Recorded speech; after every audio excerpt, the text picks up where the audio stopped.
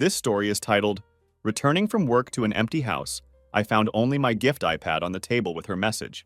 I found someone wealthier? I'm leaving you, loser. But I knew exactly what to do, and the next day, my phone blew up with 52 missed calls from her. Hey Reddit, I'm Mason, 33 years old, and this is the story of how my wife Ellie thought she had executed the perfect exit strategy from our marriage, but ended up completely screwing herself instead. It all happened because of her miscalculations. And let me tell you, this story is absolutely wild. It was mid-November, and the air outside had that bone-chilling winter cold that makes you want to stay indoors. I had been away at a livestock auction in Houston that was supposed to run through the entire weekend. The prices were absolute garbage, though. Barely any quality stock was moving, and after seeing how things were going, I decided to bail early on Thursday afternoon. On the drive home, I thought I'd surprise Ellie with dinner at this fancy steakhouse she'd been dropping hints about for months. We desperately needed the time together. We'd been married for 5 years, together for almost 8, but things had definitely shifted between us lately. It wasn't like we were openly hostile toward each other or anything like that. Just different. There was that subtle change when someone's heart isn't in it anymore, but they're still going through the motions of a relationship. I could feel it, but I was hoping a nice dinner might help reconnect us. The minute I pulled up our long gravel driveway, something felt off. Her car was there, but no lights were on despite the early evening shadows stretching across our property. Even more concerning, our Australian Shepherd Cooper didn't come running out to greet me, and he always comes to greet me. I stepped inside our farmhouse, and it was way too quiet. Our home was never silent. Ellie always had some home renovation show playing, or her favorite country playlist blasting, or was FaceTiming loudly with her friends. But this time, it was cemetery quiet. I called her name twice. Nothing.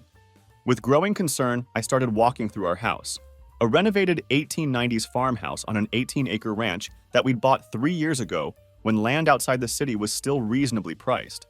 The first thing I noticed was her favorite designer jacket missing, the one I'd saved up for 3 months to buy her last Christmas. Then, I saw her riding boots were gone. The key hook where her personalized keychain usually dangled was empty. As I made my way upstairs, each step on our creaky pine floors felt heavier than the last. When I reached our bedroom, I discovered her closet was half empty, with hangers askew like someone had grabbed armfuls of clothes in a hurry. All her designer outfits were gone. Her expensive makeup had vanished from the bathroom counter we had just installed the previous month. Her nightstand was cleared of the romance novel she had been devouring weekly.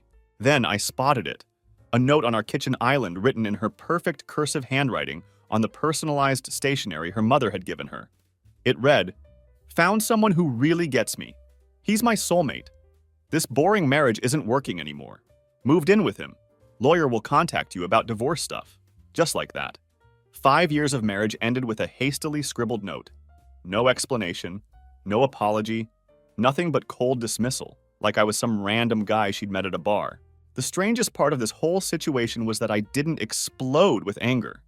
I should have been punching walls, calling her nonstop, doing something dramatic to match the moment.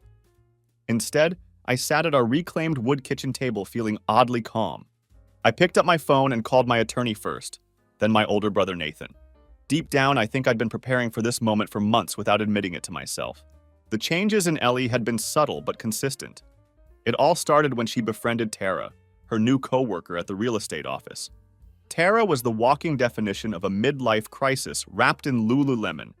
2 divorces, 3 sugar daddies, and 1 fake business under her belt. If bad influence was a person, it would be her. She drove a leased Mercedes she couldn't afford, and constantly posted those inspirational quotes about leveling up and knowing your worth on social media. Within weeks of their friendship, Ellie changed her hair from natural brown to platinum with pink streaks. She completely overhauled her wardrobe and started talking about how we needed to upgrade our lifestyle. Suddenly, my wife was spending $400 on Botox, buying designer purses I'd never heard of, and coming home after midnight from girls' nights smelling like she'd doused herself in perfume. She began making mysterious weekend work trips to show properties that never seemed to result in actual sales. Once, out of curiosity, I checked her calendar and found 3 showings at luxury condos, all with Tara tagged as backup agent. Except when I casually mentioned these listings to someone at her office, they didn't know anything about them. Apparently, backup agent also means drinks and spa selfies, according to what I later found on social media.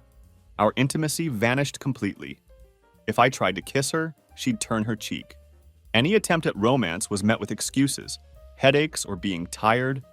Then came the comments about our boring rural lifestyle, how we never did anything exciting, and how her friends lived in luxury condos while she was stuck playing farmer on our ranch. My buddy once told me, if her best friend's a wreck, she's just on a delay.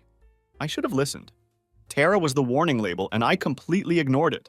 Meanwhile, I was working 60-hour weeks managing livestock auctions across 3 states, coming home to feed horses, fix fencing, and maintain our property while she was networking at upscale bars with Tara and her divorced friends. I even took on extra weekend auctions to save for the kitchen renovation she'd been begging for. I finished it just last month, apparently not enough to keep her interested. Nathan arrived 45 minutes after I called, despite living an hour away. He brought a stack of pizzas even though food was the last thing on my mind. He's 6 years older, settled with twins and a steady construction business, and has always been the steady one watching out for me. He examined the note silently, then offered to go find her, the protective big brother ready to cause a scene. I shook my head. That wasn't what I needed.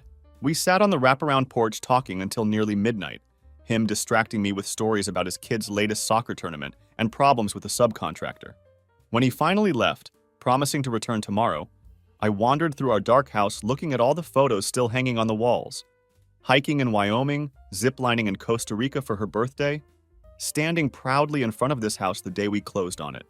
They were memories that now seemed like scenes from someone else's life. Cooper finally emerged from wherever he'd been hiding and pressed against my leg, sensing something was wrong. I scratched behind his ears, grateful for the company. Looking back, she had pulled away in small ways that stacked up over time.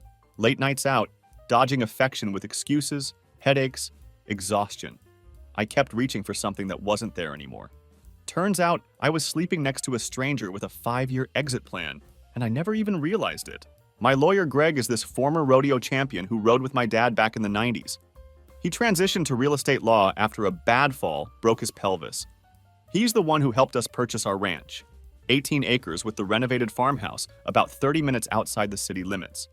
We nabbed it for $420,000, which was an absolute steal even 3 years ago. Property values in our county have nearly doubled since then, especially after 4 major tech companies started building campuses nearby, bringing in waves of California transplants with cash to burn. I drove to Greg's office first thing Friday morning, skipping the auction wrap-up I was supposed to attend. His office exists in a time capsule, weathered cowhide chairs with brass tack details, faded photos of him on legendary bulls at the '94 National Finals Rodeo, and a mounted 10-point buck he got on his 50th birthday hunt. The place smells like leather conditioner, coffee, and old paperwork. A comforting familiarity when my entire personal life was imploding. Greg was surprised to see me before our scheduled meeting about some auction paperwork. I explained everything.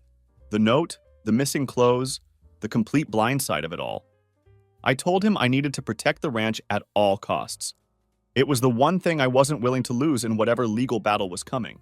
He nodded and pulled up our property documents. After several minutes of searching through county records, his expression shifted dramatically. "Well, I'll be damned," he muttered. "According to the records, you're the sole owner of the entire property. Ellie's name wasn't on the deed at all, not as co-owner, not even on a rider." I couldn't believe what I was hearing. We bought it together and used money from both our accounts for the down payment. We'd pooled our savings, $48,000 from me and $32,000 from her, for the 20% down to avoid PMI. Greg checked 3 separate databases, pulling up digital copies of the final documents. Everything was in my name only. The deed, the mortgage, the mineral rights, everything. My signature was the only one that appeared on any binding document. It made absolutely no sense, until Greg pointed out that as a real estate agent, Ellie would have known exactly what she was doing.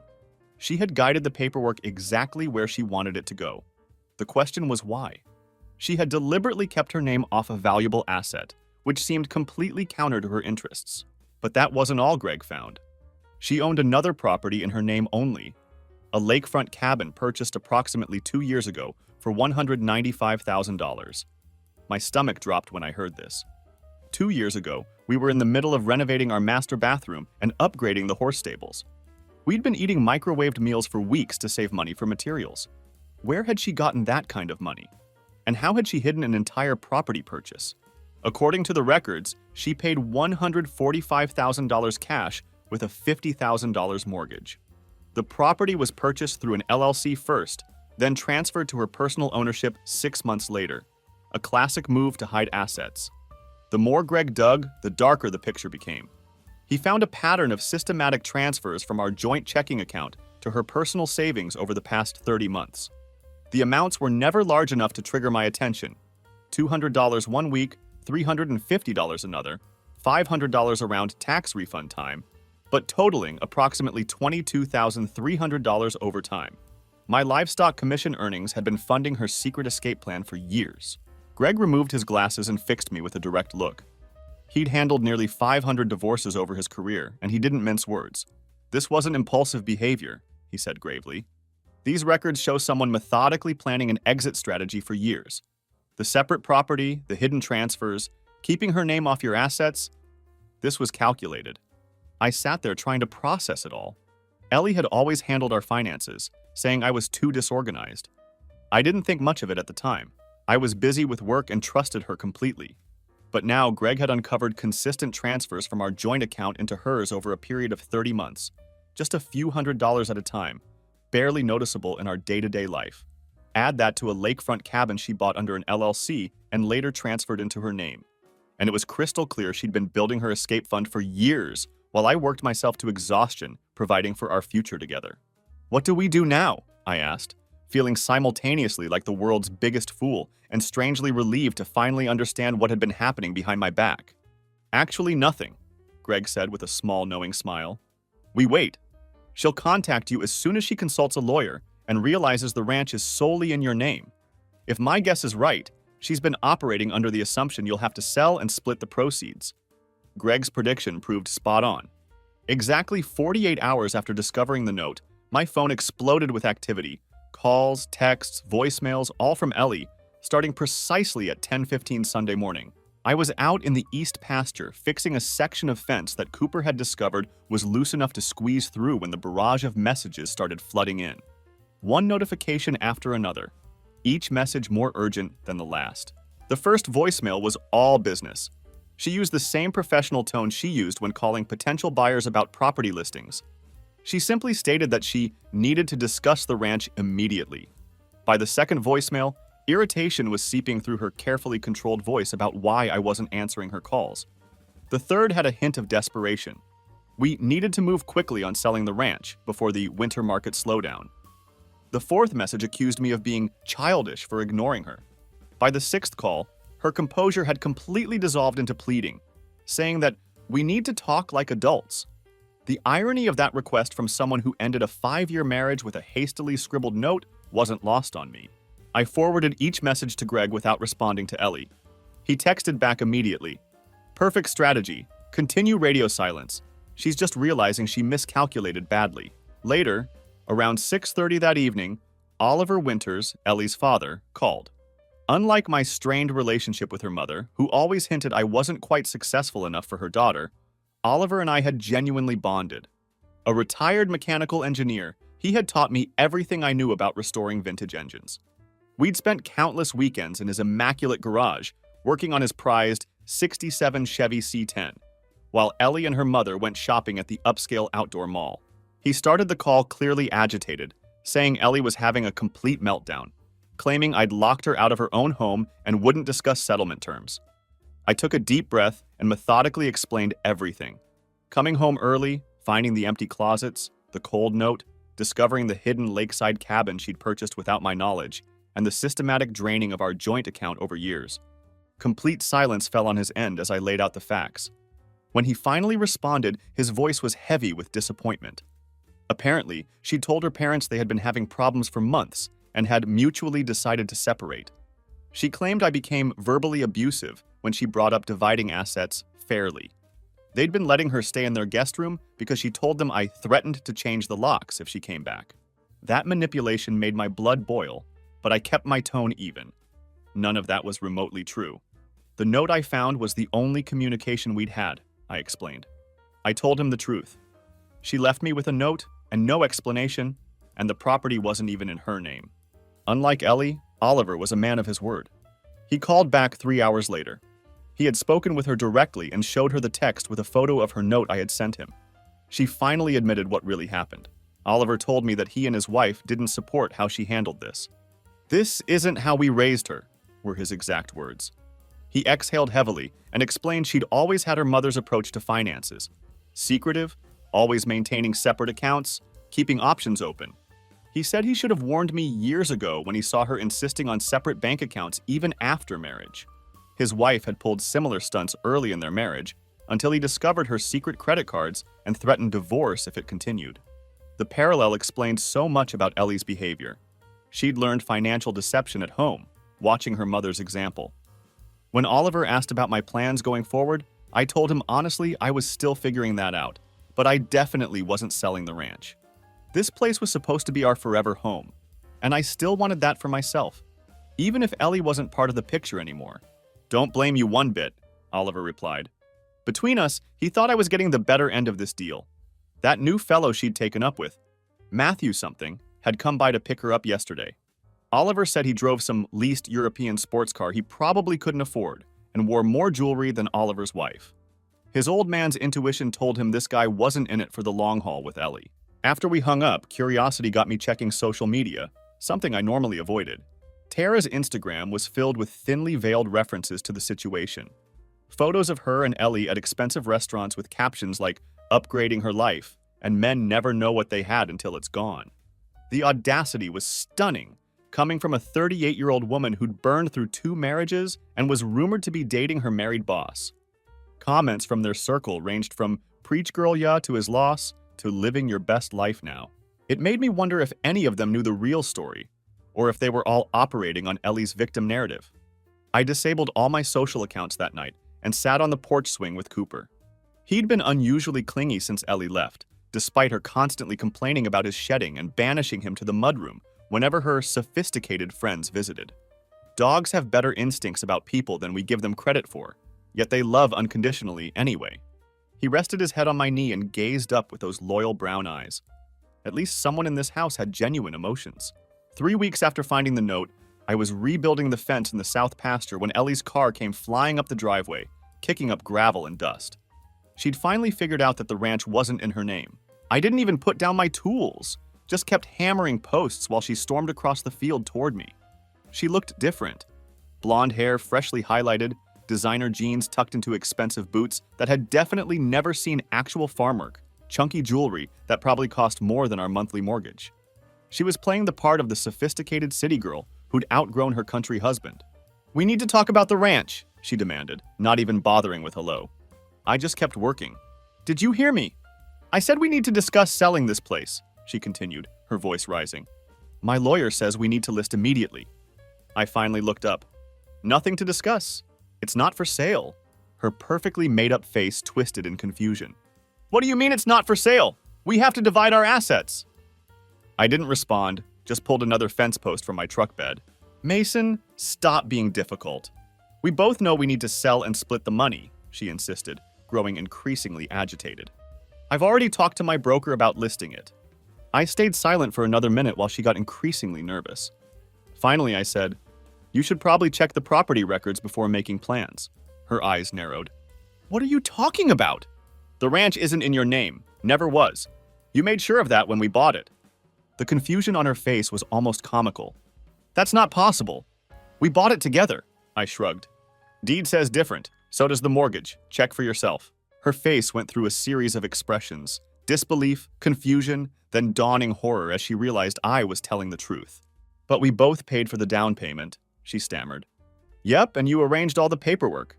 Made sure everything was in my name only," I replied evenly. "Guess you outplayed yourself." That's when the conversation shifted. Suddenly, she was all sweet and reasonable, asking if we could talk about this like adults. She followed me around the pasture like a lost puppy as I continued working. When that didn't work, she switched to guilt. Didn't I remember how we found this place together? How she helped design the layout? How she'd supported my career? I finally stopped and faced her directly. "You mean like how you supported me by stealing $22,000 from our joint account? Or by secretly buying a lakefront cabin while I was eating ramen to save for our renovations?" Her eyes widened with that deer in headlights look. She was busted. She tried to claim the cabin was an investment property she was going to surprise me with once it appreciated enough. Yeah, right. I asked her if that's why she hid all the paperwork and claimed the withdrawals from our joint account were for investments. Her eyes snapped back to mine. You've been checking up on me like I was the one who did something wrong? Wouldn't have had to if you hadn't been stealing from me, I replied flatly. She flinched at the word stealing and tried claiming that money was partially hers. I reminded her that her paycheck went into her personal account while only my income went into the joint account, so no, actually, it wasn't hers at all. The truth was dawning on her face. I knew everything. She tried another approach, saying Matthew, her new soulmate, was going to help with cabin repairs, but his company was having cash flow issues. She was counting on her portion from selling the ranch to fix everything. She was in a tight spot. Not my problem, I said simply. Maybe your soulmate isn't as financially stable as you thought. Her face hardened. You're enjoying this, aren't you? Being difficult just to punish me? Nope. Just following the legal documents you arranged, I replied. Funny how that worked out. She tried everything after that. She said I was being vindictive. She brought up how she found this place and designed the kitchen renovation. She even had the nerve to say she deserved compensation for putting up with living so far from the city. But our bank statements showed I paid for 80% of everything while she was secretly stashing cash. What you didn't plan for, I told her finally, was leaving before land values here peaked. If you'd waited another year, this place would be worth $180,000 more.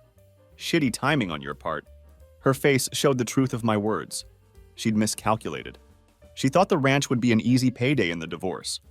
Finding out it was solely in my name had thrown her entire plan off. She threatened weekly lawsuits. I informed her I already had a lawyer. She stormed back to her car, turning back once to shout, "This isn't over!" before peeling out down the driveway, sending dust flying. After she left, I changed all the locks and codes immediately, called Greg with an update, and started planning my next moves carefully. The thing about working livestock auctions is you learn to read people. Know when they're bluffing about a bid, when they're desperate to sell, when they're trying to drive up the price artificially.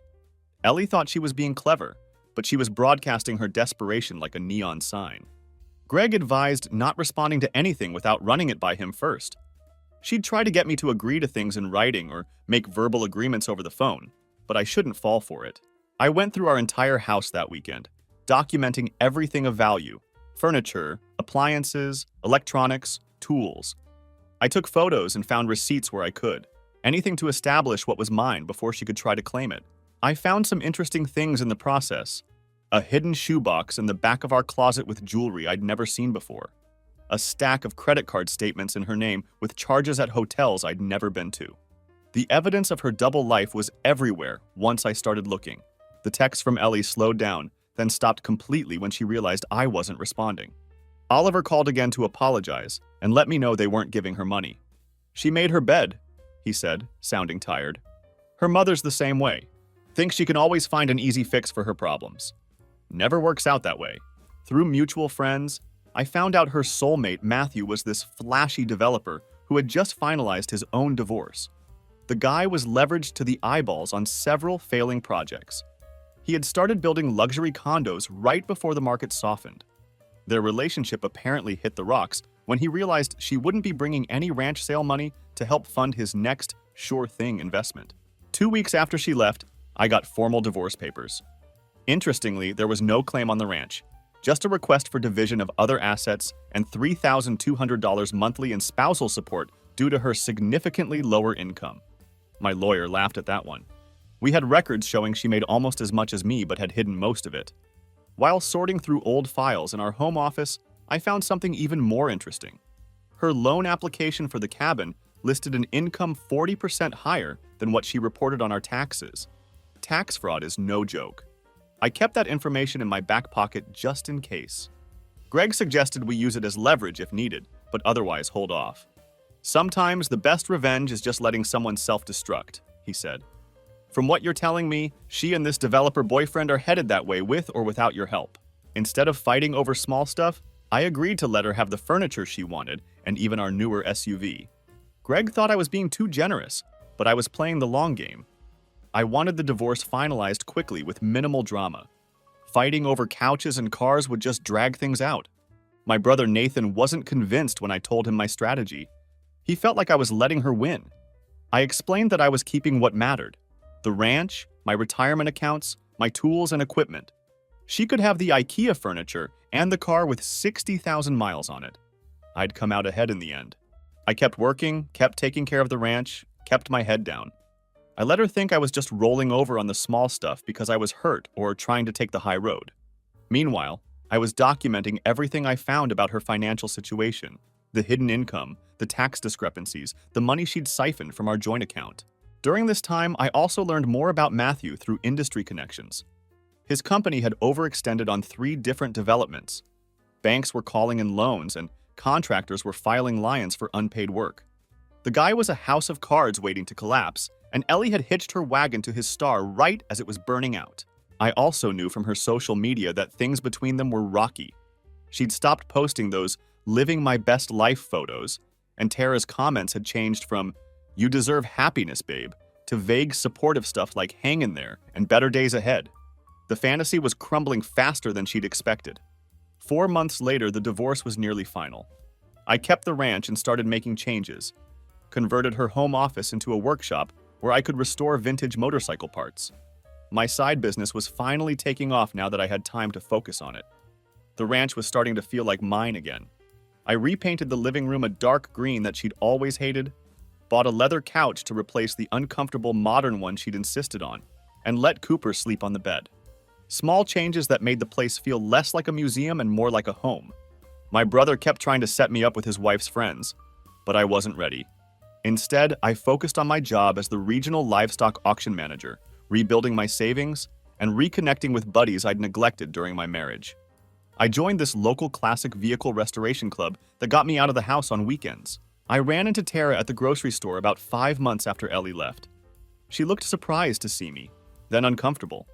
I casually asked how Ellie was doing, like I was inquiring about any old acquaintance. Tara lied badly, saying she was good, really good, and loving her new life. I smiled in a way that made her squirm and asked how Matthew's development company was doing, mentioning the issues with his River Heights project. Her eyes widened slightly. "I wouldn't know about that," she said stiffly. "No? Huh? Just figured since you guys all hang out together you'd have heard," I replied innocently. "Those contractors filing liens for unpaid work. The bank threatening to foreclose. Messy stuff." She mumbled something about being late for an appointment and practically ran to the checkout. I knew the information would get back to Ellie within the hour. Let her wonder how much I knew. I also knew from checking public records that the cabin she bought had serious structural issues. The property tax assessment had been reduced by 30% due to significant foundation defects requiring major repairs. Estimates for fixing that kind of damage usually start around $65,000. Money she definitely didn't have if she was asking for spousal support. Oliver called occasionally to check in on me. We still had that connection through our shared love of classic trucks. During one of these calls, he mentioned that Ellie had asked to move back home temporarily, but her mother had refused. Margaret said she made her choice, and it would just enable her if they let her come running home every time life got hard. 8 months after she left, everything fell into place better than I could have planned. Matthew's development company filed for bankruptcy protection. The news was all over the local business journal. The cabin she bought had been officially condemned by the county due to the foundation issues, making it essentially worthless. And most beautiful of all, the IRS sent her a notice of audit for the past 3 years. Funny how anonymous tips work sometimes. I was at the grocery store picking up stuff for the week when I literally ran into her coming around the end of an aisle. Her cart hit mine with a metallic clang. She looked rough, not as put together as usual, nothing like the polished woman who'd shown up at the ranch months ago. After awkward greetings, she asked if we could talk somewhere. Against my better judgment, I agreed. We ended up sitting in my truck in the parking lot, her fidgeting with the strap of her purse. "I've made some bad decisions," she admitted, her voice shaking. "No shit," I replied calmly. She broke down then, telling me everything. How Matthew had convinced her to invest $30,000 in his latest project, money she'd partly gotten from selling jewelry I'd bought her over the years. She told me how the cabin was essentially worthless now, and how the IRS was breathing down her neck for discrepancies in her reported income. "I don't know what to do, Mason. I'm drowning here," she said as tears smudged her mascara. I just sat there, letting the silence fill the cab of my truck. Part of me felt satisfaction seeing her like this. Karma coming full circle. But another part, The part that had loved her for 8 years felt hollow. This wasn't a victory, just a sad ending to what I'd thought was a good story. Finally, she whispered, asking if I could help her. Maybe let her move into the guest room at the ranch for a few weeks until she got back on her feet. Interesting, I said. So you leave me with a note, try to take half my property, and now you want my help? She claimed she was desperate. Her parents wouldn't even talk to her anymore. Matthew and she broke up weeks ago. Tara was ghosting her since she couldn't afford to go out anymore. I was the only person who might understand. Understand what? Being lied to? Having money stolen from me? Finding out my marriage was basically a long con? I asked incredulously. It wasn't like that, she protested weakly. At least not at first. I really did love you. Just not enough to be honest with me. I pulled out a folder I happened to have in my truck and handed it to her. Inside was every document I'd collected.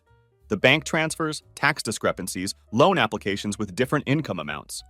Her face went white when she realized I was the one who triggered the IRS audit. She begged me not to send anything else, saying she'd lose everything. Her license, possibly face charges. Should have thought about that before taking $22,000 from our account, I said without sympathy. What do you want? She asked, defeated. Nothing. That's the beauty of it. I've already won, I told her.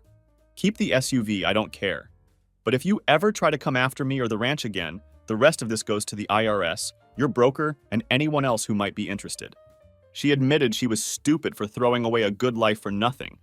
She let Tara convince her she was missing out on life and that she deserved more exciting things, a more glamorous lifestyle. Turns out boring and stable beats exciting and broke any day, I said.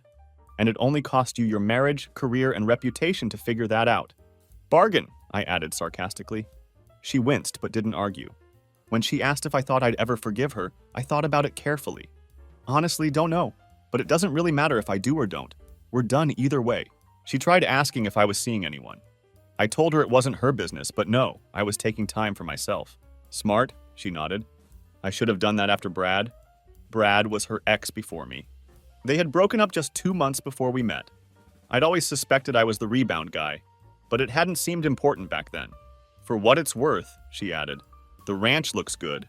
I drove by last week, the new fence in the south pasture. It's nice. Didn't do it for your approval, I replied. Did it because it needed doing. The final divorce papers were signed the next week. No alimony, no claims on anything of mine. Her lawyer looked relieved to be done with the whole thing. The last I heard, she had to sell her cabin at a massive loss, lost her real estate license temporarily due to the tax issues, and moved back in with her parents at 31. Oliver confirmed it when we met up to work on his truck the following month. She's humbled, he told me, handing me a wrench. Never thought I'd see the day. People change when they have to, I said. The truth is, I'm doing better now. The ranch is thriving. I've added 3 horses to board for extra income. My motorcycle restoration business has taken off enough that I'm considering cutting back my auction hours. I found a rhythm to my life that works for me. The ranch is peaceful now. No drama, just me, Cooper, and the horses, and occasionally inviting friends over for dinner. It's not the life I thought I'd have, but it's a good one. Looking back on everything that happened, I've had a lot of time to reflect. When Ellie first left, I was devastated despite my calm exterior. I questioned everything about our relationship and myself. How could I have missed the signs? How could someone I trusted completely betray me so thoroughly? But as time passed, I realized something important. Sometimes the worst things that happen to you lead to the best places you can go. If she hadn't left, I'd still be working those 60-hour weeks trying to fund her increasingly expensive lifestyle. I'd still be coming home exhausted, only to feel like I wasn't doing enough. I'd still be with someone who didn't really want to be with me, but was just using me as a stepping stone to something she thought would be better. Instead, I've rediscovered parts of myself I'd forgotten. I've reconnected with old friends who actually care about me.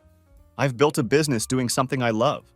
I've reclaimed my home and made it truly mine. And I've learned to trust my instincts again. Cooper has fully adapted to his new role as the man of the house alongside me. He sleeps at the foot of my bed every night and follows me around the property during the day. That dog has more loyalty in his wagging tail than Ellie had in her entire body. Oliver and I still meet up occasionally to work on his truck or grab a beer. He's apologized multiple times for his daughter's behavior, but I've told him he has nothing to apologize for. He didn't raise her to be who she became. That was her choice. I value his friendship and don't hold him responsible for her actions. As for Ellie, I hear bits and pieces through the grapevine.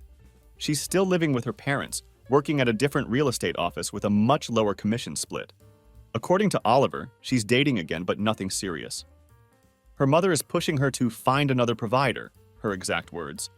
But Ellie seems more cautious now. Maybe she learned something from all this after all.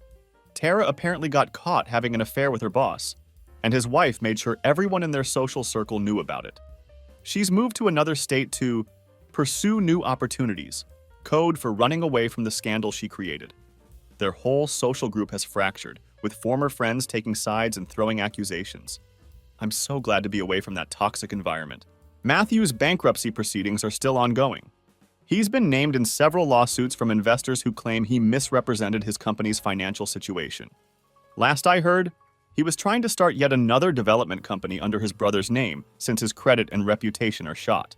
Sometimes I wonder if Ellie and I could have worked things out if we'd communicated better, if she'd been honest about what she wanted. But then, I remember the calculated deception, the years of planning her exit, the cold note she left, and I realize we never had a chance. You can't build a lasting relationship on that kind of foundation. I've started dating again, very casually. A veterinarian who comes out to check on the horses caught my attention. We've been on a few dinners, nothing serious yet, but it's nice to have someone to talk to who appreciates the ranch life instead of resenting it. She loves Cooper too, which is a major point in her favor. My brother jokes that I should thank Ellie for leaving since my life has improved so much without her. I wouldn't go that far, but I am grateful for the lessons I learned. I know now what red flags to watch for. I know the value of transparency in a relationship. Most importantly, I know my own worth. The ranch continues to appreciate in value as more tech companies move into the area. I've had several unsolicited offers to sell, all well over double what we paid 3 years ago. I've turned them all down. This place isn't just an investment to me. It's my home. It's where I rebuilt my life after it fell apart. Sometimes I sit on the porch swing with Cooper as the sun sets over the pasture, a cold beer in my hand, and I feel a deep contentment that I never experienced during those later years with Ellie. The constant anxiety of trying to please someone who couldn't be pleased is gone. The pressure to upgrade our lifestyle has vanished. Instead, I have peace. I still have the folder of documents that I showed Ellie that day in my truck. I keep it as a reminder of how close I came to losing everything because I trusted the wrong person. But I rarely look at it anymore. The past is the past, and I'm focused on the future, so that's my story. Sometimes the trash really does take itself out, and sometimes when someone walks out of your life, they're doing you the biggest favor they've ever done, even if it doesn't feel that way at the time. I'm building a life on my terms now, and it turns out that's exactly what I needed all along.